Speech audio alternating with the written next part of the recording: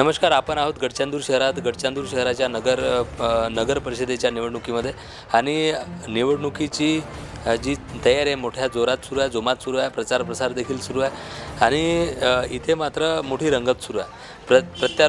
आरोप प्रत्यारोप देखील चालू आहेत.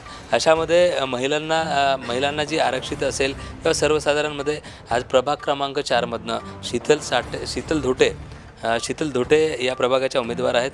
ताई, काय सांगाल? कारण आपण महिला आहात. महिलांच्या सक्षमीकरणासाठी असेल, महिलांची शक्ती वाढवण्यासाठी, महिलांना पाठबळ मिळावं यासाठी अनेक योजना असतात.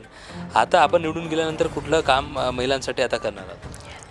आमचे देवरावदादा भोंगळे यांनी सांगितल्याप्रमाणे आम्ही महिलांसाठी जे बचत गट आहे त्याच्यासाठी आम्ही 1 लाख रुपये अनुदान बचत गटांना देणार आहोत. त्याचबरोबर महिला सक्षमीकरणासाठी आम्ही इथे माणिकगडसारख्या कंपन्या आहेत त्याच्यामध्ये महिलांना रोजगार कसा मिळवता येईल यासाठी आम्ही प्रयत्न करणार आहोत. त्याचबरोबर या प्रभागामध्ये खूप काही समस्या आहेत, जसं नाली म्हणा, रस्ते म्हणा, रोड म्हणा, खूप समस्याचे निवेदन आमच्याकडे आले आहे. त्याची पूर्तता आमचं जर सरकार आलं तर आम्ही नक्की त्याची पूर्तता करू. त्याचबरोबर महिलांसाठी आम्ही नेहमीच व्यासपीठ निर्माण करत असतो. महिलांमध्ये जे काही सुप्त गुण आहे ते बाहेर काढण्यासाठी आम्ही सांस्कृतिक महोत्सव वगैरे घेतो. त्यातून आमच्या महिलांना व्यासपीठ मिळते.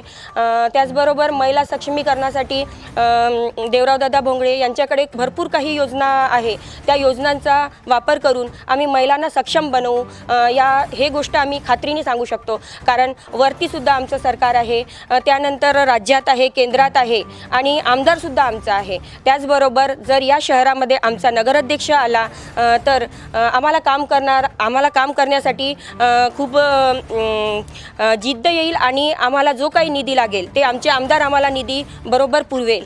त्यासाठी मी सर्व जनतेला विनंती करते की नगराध्यक्षासह आमचे 20च्या 20 जे उमेदवार आहे त्यांना कमळाच्या चिन्हासमोरील बटन दाबून प्रचंड अशा बहुमताने विजयी करावे.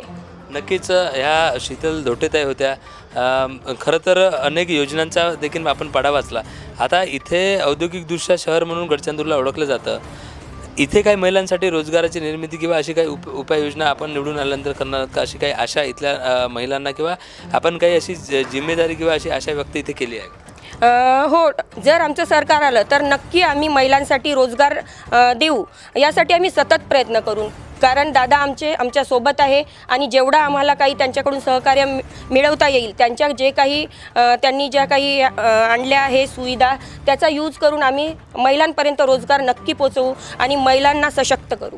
नक्कीच ह्या होत्या शीतलताई, प्रभाग क्रमांक 4च्या उमेदवार होत्या आणि त्यांनी सांगितल्याप्रमाणे मग त्या राज्य सरकारच्या, केंद्र सरकारच्या योजना असतील किंवा इथल्या स्थानिक महिलांना त्याचा पाठबळ मिळण्यासाठी करणारं काम असेल आणि त्यांची जिद्द आणि त्यांचं धाडस एकंदरीत नक्कीच वाख्यानाजोगं असणार आहे. आणि यांची खरं तर संपूर्ण जी आता निवडणूक जवळ प्रचार संपायच्या मार्गावर आहे आणि आता लगेचच 2 तारखेला मतदान आहे आणि 3 तारखेला यांचं भाग्य उघडणार आहे. तेव्हा चांगल्या महिला, सशक्त महिला, ज्यांना आत्मविश्वास आहे, ज्यांना काम करण्याचं ध्येय आहे, अशांना आपण निवडून द्यावं असं देखील लोकराज्य TV च्या माध्यमातून गेल्या काही दिवसांपासून इथल्या समस्या आणि चांगले उमेदवार निवडून जावे यासाठी आमचा देखील मानस आहे.